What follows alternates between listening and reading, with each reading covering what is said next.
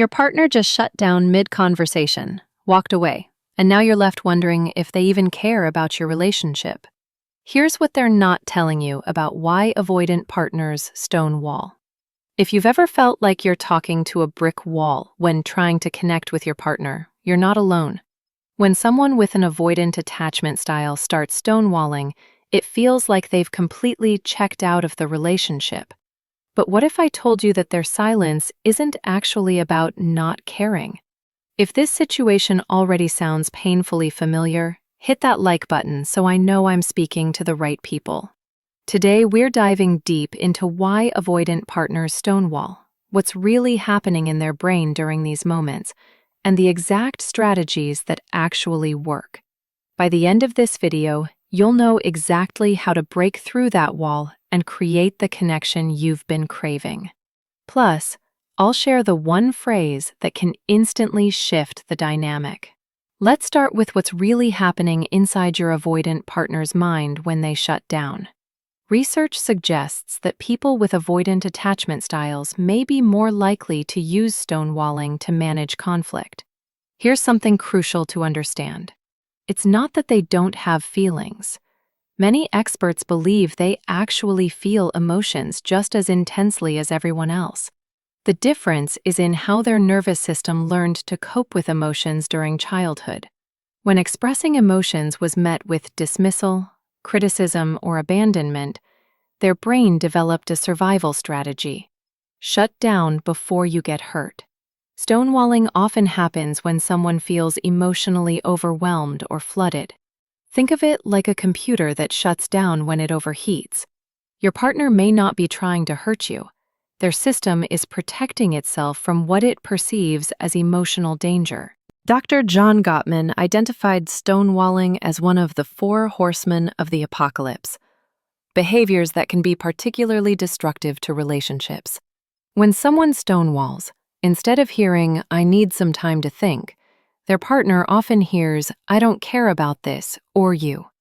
This creates a vicious cycle. The more you chase for connection, the more overwhelmed they feel, and the more they withdraw. But there's actually a way to break this cycle that goes against every instinct you have. Quick question. Are you more the anxious type who chases connection, or the avoidant type who needs space? Comment A for anxious or V for avoidant.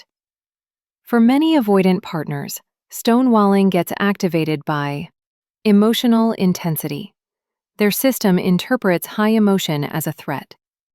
Feeling cornered, when they can't escape or are pushed for vulnerability. Criticism or blame. Even mild criticism can trigger shame and shutdown. Demands for immediate emotional expression. Phrases like, "We need to talk right now."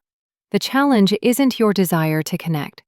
It's that traditional communication approaches often backfire with avoidant partners. Here's where most relationships start falling apart. You notice they're pulling away, so you try harder to connect. You ask more questions, initiate more conversations, maybe get emotional about feeling shut out. But every attempt makes them withdraw more. Most advice about just communicate more might actually make things worse with avoidant partners. You can't force them to open up. Instead, you have to create conditions where they feel safe enough to choose vulnerability. Real strategies that work. Strategy number 1, the strategic pause. When your avoidant partner starts to shut down, your instinct is to push harder, but this floods their system even more. Instead, you pause, not because you're giving up, but because you're giving them space to regulate. You might say, "I can see this feels overwhelming right now. I'm going to give you some space, and we can talk about this when you're ready." This removes immediate pressure and demonstrates you won't abandon them for needing space. Remember, avoidant partners are terrified of being left, even though their behavior pushes people away. Strategy number 2, the emotional safety net. You have to actively create emotional safety before expecting emotional availability. Avoidant partners need to know that sharing feelings won't result in criticism or overwhelm. Acknowledge their perspective without trying to change it. If they say they don't like talking about feelings, say, "I understand that talking about emotions doesn't feel natural to you, and that's okay." This validation creates space for them to potentially share more. Strategy number 3, the indirect approach. Direct questions about feelings trigger defenses. Instead of asking, "How do you feel about us?" try the indirect approach. Share your own experience first. "I've been feeling really grateful for our relationship lately, especially how safe you make me feel." Then pause. Don't ask them to reciprocate. When avoidant partners feel less pressure to respond, they're more likely to share something genuine. Strategy number 4. Focus on actions, not words.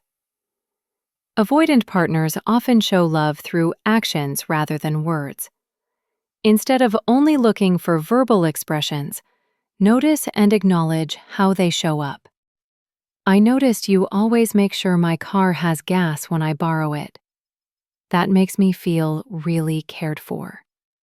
This has to be genuine appreciation. They'll sense any agenda and shut down even more. Here's the phrase that can completely shift the dynamic when your avoidant partner is stonewalling. "You don't have to say anything right now. I just want you to know that I'm here, and nothing you're feeling or not feeling changes how I feel about you." This works because it removes all pressure and expectation. It demonstrates unconditional acceptance, which is what their wounded attachment system desperately needs to feel safe. A friend tried this with her partner during one of his shutdown moments. He didn't respond immediately, but about an hour later, he sat next to her and said, "I was feeling overwhelmed because I thought you were going to break up with me." It was the first time he'd voluntarily shared a feeling in months. If that breakthrough moment just gave you hope, smash that like button. These moments of connection are exactly what we're working toward. Building long-term communication. Create rituals of safety. Regular, low-pressure opportunities for connection that don't require heavy emotional processing. This might be a daily 5-minute check-in where you each share one thing that went well. Over time, these small moments build trust and make bigger conversations possible. Model the emotional expression you want to see by sharing your own feelings simply. "I felt proud of myself today when I finished that project." You're demonstrating that emotions can be shared safely without drama. Remember that avoidant partners express love through solving practical problems, remembering details, being reliable, giving you space, and supporting your independence. When you recognize these expressions, you create positive reinforcement that encourages more connection. Breaking through an avoidant partner's stonewalling isn't about forcing communication. It's about creating safety for authentic connection to emerge naturally.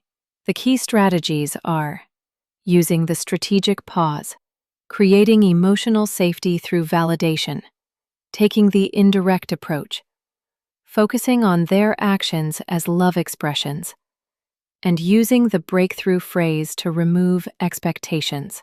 Remember, change takes time. Your avoidant partner learned these patterns over many years. Be patient with both them and yourself. The goal isn't to change who they are. It's to create a relationship where they feel safe enough to share more when they're ready. When you stop chasing and start creating safety, the connection you've been longing for starts to emerge naturally. If this video gave you a new perspective on your relationship, send it to someone who's struggling with the same patterns. If you thought of someone specific while watching this, they probably need to see it too. Hit that share button, and let's help more people break these cycles.